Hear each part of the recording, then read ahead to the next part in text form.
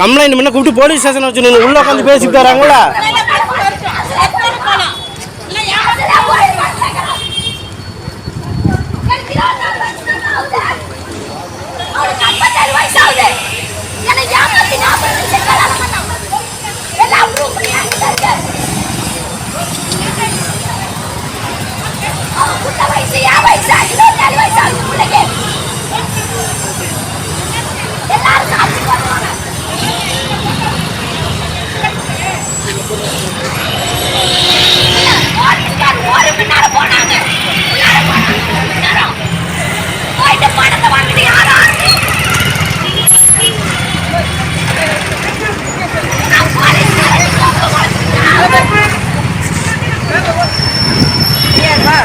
நான் எங்கள் குடும்பம் தாங்க சார். பாப்பா ஒரு 2 குழந்தைங்க கூப்பிட்டு சொல்றேன். குழந்தை அங்க பொண்டாட்டி கொண்டுட்டான் அமெரிக்காவில். இருங்க சார்.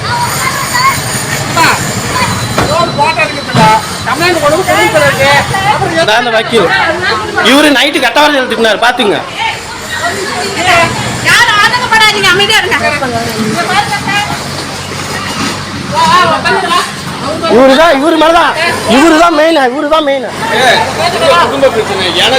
நைட்டு நீ பேசின வார்த்தை அப்படி ஏறு. இன்ஃபார்மே பண்ணலாம். போன் பண்ணி கூட்டிட்டு போறோம்னா கூட்டு போறேன்னு சொல்லிருக்கணும். கூட்டு போறோம்னு சொன்னா எங்களுக்கு கூப்பிடலாம். அமைதியா வந்து வக்கீல வச்சு பேசுறாங்க. வக்கீல் உணர்ந்தா மாவன நீ வெளியிலே போக முடியாது. நீ அமெரிக்காவில் எங்கேயுமே போக மாட்டேன் பார்த்துக்கலாம். நான் அமைதியா போ நைட்ல இருந்து சொன்னேன். நீ கேட்கல விட்டுட்டல. நீ போக முடியாது. அமெரிக்காவிலேருந்து உன் பிள்ளைங்க வந்து அடிக்கிறாங்க. போலீஸ் அடிக்கிறாங்க. போலீஸ் அடாஜகம்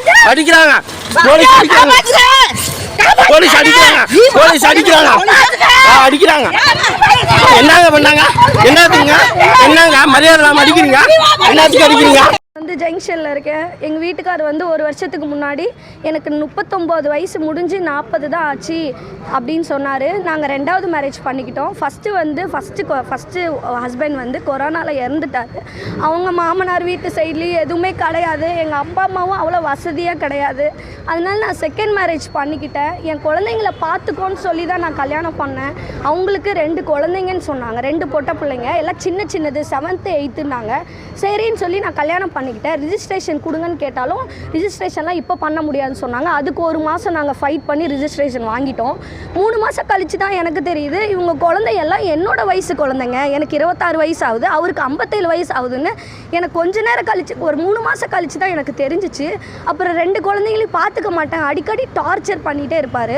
சந்தேகப்பட்டுட்டு இப்போ ஒரு ரோட்டில் போகிறவங்க பார்த்தா கூட அவன் ஏன் உன்னை பார்க்குறான், நீ அவனை வச்சிட்டு இருக்கியா அப்படிங்கிற மாதிரி டார்ச்சர் பண்ணுவார். இவங்க டார்ச்சர் தாங்காமல் போன மாதம் நான் நியூரோ ஃபவுண்டேஷனில் நான் ட்ரீட்மெண்ட் எடுத்துகிட்டு இருந்தேன். அப்புறம் வந்து சொந்த சித்தப்பன் பெருப்பனை வச்சு என்னை அசிங்கமாக ட்ரீட் பண்ணுறாங்க. அவங்க அம்மாவும் தான் என்னை அசிங்கமாக ட்ரீட் பண்ணுறாங்க.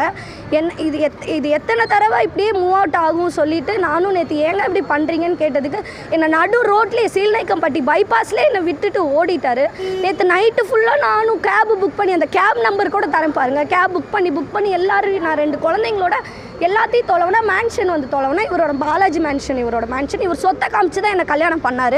எனக்கு ஒரு வீடு இருக்குது, எனக்கு ஒரு மேன்ஷன் இருக்குது, சென்னையில் இவ்வளோ ப்ராப்பர்ட்டி இருக்குது அப்படின்னு சொன்னால் சரி ஓகே இவர் நம்மளை நல்லா பார்த்துப்பாரு, நம்ம குழந்தைங்களை அப்பாவாக நடந்துப்பாருன்னு சொல்லி தான் நான் கல்யாணம் பண்ணேன். எனக்கு 57 வயசு ஆயிடுச்சுன்னு தெரிஞ்சுமே நான் அவர் கூட வாழ்ந்தேன். சரி என்ன பண்ணுறது, நம்ம கல்யாணம் பண்ணிக்கிட்டோம், வயசாக முக்கியம் நமக்கு அப்படின்னு சொல்லி நான் வந்து குடும்பம் நடத்திட்டு இருந்தேன். அப்புறம் நேற்று வந்து பாதியிலே என்னை விட்டுட்டு போயிட்டார். நான் தான் வண்டியில் தொலைவிட்டு என்னால் வண்டியில் தொலைவ முடியல. அதனால் நான் கேப் எடுத்துகிட்டு போய் தொலைவிட்டு இருந்தேன். அவங்க காணோம். சரி அடுத்த நாள் நம்ம மேன்ஷன் வந்து பார்க்கலான்னு சொல்லிட்டு நான் மேன்ஷனில் உட்காந்துட்டு இருந்தேன். ஒரு 2 போலீஸ்கார் வந்துட்டு அவர் பாட்டுக்கு அங்கே ரூம் இருக்குது, அங்கே ஃபுட்டேஜ் இருக்குது, அதில் பாருங்கள். அவர் பாட்டுக்கு போயிட்டு 1 hour சாலிடாக 1 hour நான் வெளியில் தான் உட்காந்துட்டு இருந்தேன்.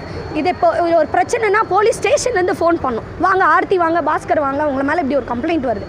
இவங்க 1 மணி நேரம் ரூமுக்கு போனாங்க, 1 hour வெளியில் வரல. 2 கதவை சாத்திட்டாங்க. கதவை சாத்திட்டு வக்கீல், அவங்க மேனேஜரு, எங்கள் வீட்டுக்காரு, மேனேஜரோட அண்ணா, அப்புறம் இந்த 2 போலீஸ்கார் அவ்வளோ அராஜகம், அவ்வளோ இது பண்ணாங்க. பண்ணிவிட்டு வந்து யார் ஆர்த்தி என்ன அராஜகம் பண்ணுறீங்களா அப்படின்னு கேட்டார்.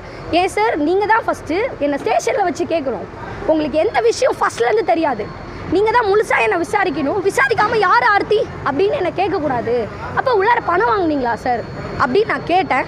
கேட்டதுக்கு வாமா ஸ்டேஷனுக்கு அப்படின்னு அவர் வண்டியில் விட்டு நான் வரமாட்டேன், எனக்கு இதுக்கு நியாயம் தெரிஞ்சாகணும், ஸ்டேஷனில் போனால் அப்படியே வச்சு அமுக்கிடுவாங்க சார். நானும் ரொம்ப கஷ்டப்பட்டு தான், நானும் என் குழந்தைங்கள 2 வருஷமாக வேலைக்கு போய் தான் கஷ்டப்பட்டு நான் காப்பாற்றினேன். 2021 என் ஹஸ்பண்ட் இறந்துட்டார். நான் 2 வருஷமாக என் குழந்தைங்கள நான் வேலைக்கு போய் காப்பாற்றினேன். வேலைக்கும் போகக்கூடாது, என்ன தான் பார்த்துக்கணும்னு சொல்லி என்னை கல்யாணம் பண்ணார். என்னை பார்க்கவே கிடையாது. அப்புறம் எங்கள் அக்காவை பிடிச்சி அவங்கள தர இந்த ஃபுட்டேஜ் பாருங்கள், இது இந்தியன் ஆயில் ஃபுட்டேஜ் பாருங்கள், இந்த பெட்ரோல் பங்கோட ஃபுட்டேஜ். எங்கள் அக்காவை தரன்னு அந்த பொம்பளை போலீஸ் வந்து இழுத்துட்டு போனாங்க. அந்த பொம்பளை போலீஸ் வந்து எங்கள் மாமா வீடியோ எடுத்தாங்க. எதுக்கு வீடியோ எடுக்கிற அப்படின்னு சொல்லி அவங்களையும் அட்டாக் பண்ண ஆரம்பித்தாங்க. அடுத்தது என்ன நவருமானி அப்படின்னு அப்படியே கொண்டு போய் அப்படி அந்த இதை இடத்துல சாட்சி அப்படி பிடிச்சி நசுக்கிட்டாங்க என்ன. இப்படி பண்ணிகிட்டே இருந்தால் இதுக்கு ஒரு நியாயம் எனக்கு தெரிஞ்சே ஆகணும். நான் வாழணும்னு நினச்சி தான் இவ்வளோ தூரம் பண்ணி அமைதியாக இருந்தேன். இவன் வாழக்கூடாதுன்னு நினச்சி இப்போ போலீஸ்காரங்களுக்கு ஃபோன் பண்ணாங்க. நான் போலீஸ்காரை நம்பி தான் ஏதாவது ஒரு விஷயம்னா போலீஸ்காரங்கள்ட்ட தான் போகிறோம். போலீஸ்காரனுங்களே இப்படி பணம் வாங்கிட்டு ஒரு பொட்ட பிள்ளை வாழ்க்கை இப்படி அழிக்கக்கூடாது. அதனால தான் நான் ப்ரெஸ்ஸை மீட் பண்ணி இதை சொன்னேன். தயவுசெய்து இதை யார் பார்க்கறதா இருந்தாலும் தயவுசெய்து இது கொஞ்சம் சீரியஸ்னஸாக எடுத்துகிட்டு போய் இது பண்ணுங்க. இல்லை அவங்க எல்லாம் போயிட்டாங்க. அது அவங்க ஃபஸ்ட்டு எங்கள் வீட்டுக்காரர் தான் ஜீப்பில் ஏற்றினாங்க வாங்க அப்படின்னு. அப்புறம் நான் போய் அந்த ஜீப் முன்னாடி நின்று நான் தான் போராடினேன். ஏன்னா நியாயம் எனக்கு என்னன்னு தெரியணும். போலீஸ் ஸ்டேஷன் போயிடுச்சுன்னா அப்படியே அமுக்கிடுவாங்க. அதனால தான் இது யார் பார்க்குறது இருந்தாலும் சரி, ஸ்டாலின் பார்க்குறதா இருந்தாலும் சரி, எனக்கு இதுக்கு ஒரு முடிவு தயவு செய்து கொண்டு வாங்க. எனக்கு 2 குழந்தைங்க இருக்காங்க. அவங்க 2 குழந்தைங்களோட வாழ்க்கை தான் எனக்கு முக்கியம். உங்கள் பேருமா? என் பேர் ஆர்த்தி. எந்த ஊர் மணிங்க? நான் ஜங்ஷனில் இருக்கேன். அவங்க சொன்னது 1 மணி நேரம் ஆச்சு அவங்க ரூமுக்குள்ளே போய். இது எல்லாருமே சாட்சி, ஃபுட்டேஜ் அங்கே இருக்குது, மேன்ஷனோட ஃபுட்டேஜ் இருக்கு. அவங்க காசு வாங்கிட்டு வந்து என்கிட்ட இந்த போலீஸ்காரங்க எவ்வளவு அராஜகம் பண்ணாங்க எல்லாரும் பார்த்தாங்க. திரும்பி போட்டாங்க. நைட் வந்தோம், குழந்தைங்களை வச்சு 2 மணி நேரம் இங்கே இருக்க முடியல. வாட்டி காலையில் வந்து பேசினா பாப்பா வந்தா இங்கே இருக்கிறான். போலீஸ்காரங்க உள்ளாருன்னு நீ தான் ஆச்சு கிளம்பு ஸ்டேஷனுக்கு அப்படின்னு ரொம்ப தகராறு பண்றாங்க அந்த போலீஸ்காரங்க. அந்த அவங்களும் வீடியோ எடுத்திருக்காங்க. நீங்க தப்பா இருந்தா என்ன கேட்கலாம். அவங்களும் தான் வீடியோ எடுத்தாங்க அந்த போலீஸ்காரங்க. போலீஸ் வரக்கூடாது, போலீஸ் போன வந்தா அவங்களுக்கு குடார உட்காந்து வைக்க. அதுதான் போலீஸோட நார்ம்ஸ். நீங்க எப்படி பேசுறாங்க பாத்தீங்களா? எவ்வளவு அராஜகம் பண்ணாங்க. பணம் உள்ளாரே வாங்கிட்டாங்க. போலீஸ்காரங்க நசுக்குறாங்க. அப்படியே நவுத்துற மாதிரி எங்க அக்காவை இழுத்துட்டு போயிட்டாங்க. நீங்களும் தானே பாத்தீங்க. ஏன் வீடியோ எடுக்கிறேன்னு வீடியோ கொடுக்குறாங்க. அவங்க மட்டும் வீடியோ எடுக்கலாமா? நாங்க போலீஸ்காரங்க நாங்க வீடியோ எடுத்தா வீடியோ எடுக்கக்கூடாது. 1 மணி நேரம் அங்க போய் அவங்க பணம் வாங்கிட்டு தான் என்ன கூப்பிட்டாங்க. இது எல்லாரும் சாட்சி. ஏன்னா அவன் நிறைய பணம் வச்சிருக்கான், லாட்ஜ் வச்சிருக்கான், சொத்து இருக்கு. அப்புறம் அவன் சொல்லுவான் என்கிட்ட நான் இன்கம் டேக்ஸ் கட்டறது இல்லை கைது. அவன் இன்கம் டேக்ஸ் கிடையாது கேட்காதீங்க. அவங்ககிட்ட இப்போ என்ஆர்ஐனா ஆதார் கார்டு முத கொண்டு எல்லாமே இங்க இருக்க கூடாது. ரெடி பண்ணிட்டாங்க. நான் வாழணும் தான் இவ்வளவு தூரம் வந்தேன். இவனே என்ன போலீஸ்காரர்கிட்ட பணம் கொடுத்து என்ன வாழக்கூடாதுன்னு முடிவு பண்ணிட்டான். இது வந்து கண்டிப்பா போலீஸ்காரங்களுக்கு இது நான் தெரிஞ்சே ஆகணும். என்னன்னு கூட தெரியல போலீஸ்காரங்க. அவங்க வந்து எதுவுமே எங்களுக்கு கேட்கணும். வர வர ரொம்ப சரியில்லை. ஆனா நீங்க எப்படி வேணாலும் வரலாம்.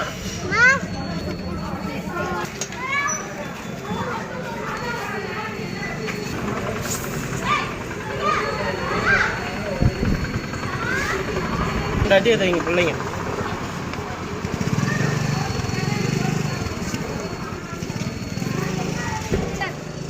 கடைசியா இவனே உள்ளார போலீஸ்காரனை கூப்பிட்டு பணம் கொடுக்குறான்.